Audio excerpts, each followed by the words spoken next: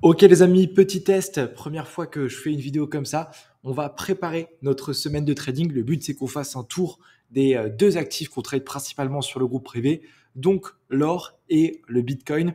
Le but c'est pas qu'on rentre en détail sur des petits intervalles de temps comme du M15, M5, surtout qu'on va voir que c'est une grosse semaine qui nous attend avec mercredi les CPI, mais qu'on regarde en globalité quels sont les différents billets que j'ai.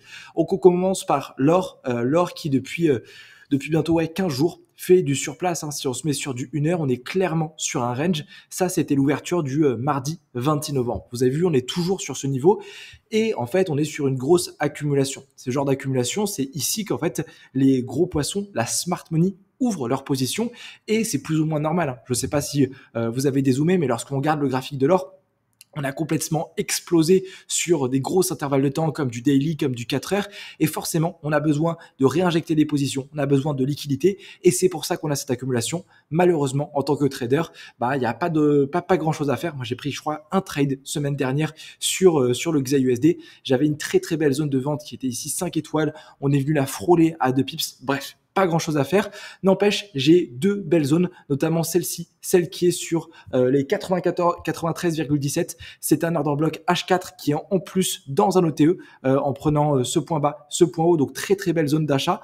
Et ici, un order block pareil, H4 qui a déjà été mitigate là, mais je crois qu'on en a un petit en 1 heure qui est aussi sur une belle zone de vente. Pour le moment, dans cette accumulation, moi je préfère rien faire à part si j'ai trade 5 étoiles, mais j'aimerais vraiment qu'on vienne casser cette accumulation. Et comme je vous l'ai dit, mercredi, on a les CPI, donc dans les chiffres de l'inflation aux États-Unis. Souvent, ces CPI, c'est des bougies qui sont ultra violentes. Alors vendredi, on avait l'NFP. Je m'attendais aussi à de la volatilité, mais pareil, on a continué de rester dans ce range. Et clairement, moi, mon premier billet, c'est qu'on va venir casser ce range par le bas pour venir rebondir sur cette OBH4. Alors pourquoi pas essayer de shorter le marché jusqu'à cette liquidation, au moins jusqu'à ce plus bas, et ensuite essayer de prendre un achat H4 court terme. Et dans tous les cas, on est sur une tendance baissière en 4 heures daily, mais ne l'oublions pas, sur les grosses intervalles de temps, weekly, monthly, 3 mois, on est clairement haussier. Et c'est pour ça que je vous l'ai déjà dit par message, mais ça m'embête de vendre le gold et j'ai beaucoup plus tendance à l'acheter. Côté Bitcoin, Bitcoin qui a complètement explosé semaine dernière.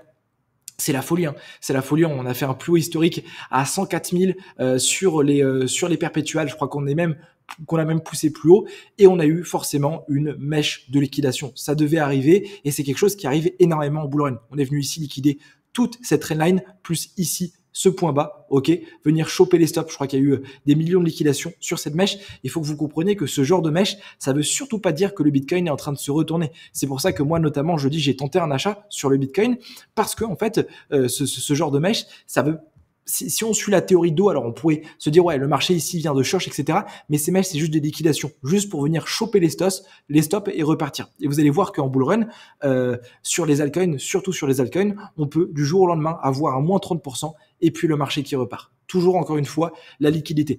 J'ai une belle zone ici qui est pas 5 étoiles d'achat sur un order block H4, mais qui a déjà été mitigate. Donc je sais pas si je la tenterai, mais très très belle zone d'achat. Et clairement, moi je suis haussier. Et je pense que tant que Trump n'est pas au pouvoir, on va avoir pas mal de spéculations avec ce qu'il est en train de mettre en place et que clairement, on peut aller chercher des plus hauts. Par contre, attention, surtout sur les crypto-monnaies, encore sur les marchés traditionnels, voilà, à partir du 20 décembre, à partir du 23 décembre, souvent on a beaucoup moins de volume sur le marché.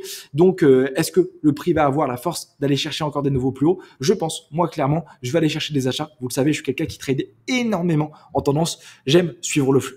Voilà, on a fait un petit point sur le Bitcoin et le XAUSD. J'espère que vous avez kiffé. C'est la première fois que je le fais sur TradingView. Si jamais c'est le cas, mettez votre plus belle fusée juste en bas. Mettez-moi un petit commentaire si vous voulez que j'analyse un actif sur TradingView ou si vous avez une question sur n'importe quoi. Et puis sur ce, les amis, on se dit rendez-vous cette semaine. À plus.